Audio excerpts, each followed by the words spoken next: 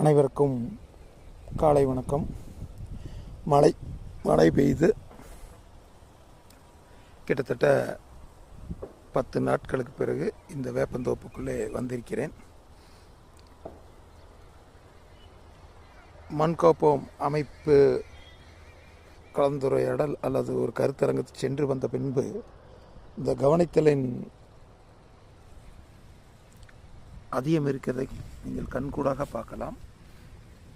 இந்த மாதிரி ஒரு ஊதா நிற பூக்கள் அதிகமாக பூத்திருக்கின்றன. பார்த்திங்கன்னா நிறைய பூக்கள், இந்த ஊதா நிற பூக்கள் நிறைய இருக்குது. அது போக இன்னொரு வகையான ஊதா நிற பூக்கள் இவை.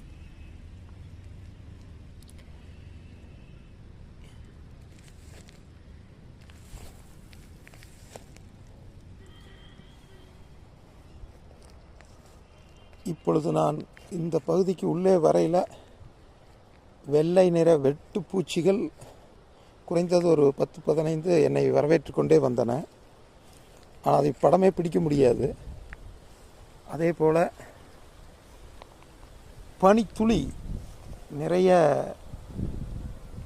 இந்த புல் கற்றைகளில் பனித்துளிகள் நிறைய இருந்தன. ஆனால் வெயில் பரபர பார்த்தீங்கன்னா பாருங்க, இதில் ஒரு பனித்துளி இருக்குது.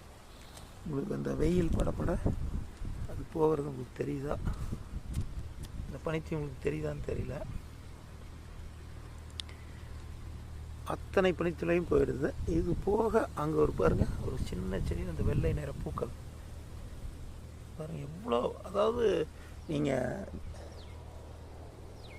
போகிற போக்கில் பார்த்தால் தெரியாது. இயற்கை கூர்ந்து கவனிக்கையில் இயற்கை தரும் எண்ணற்ற ஆச்சரியமும் அன்பும் எண்ணற்ற வகையில் இருப்பதற்கு இவையெல்லாம் தான் சான்று. அந்த வகையில் இந்த காணொளியை கண்டு இருப்போம் உங்கள் அனைவருக்கும் என்னுடைய நன்றி.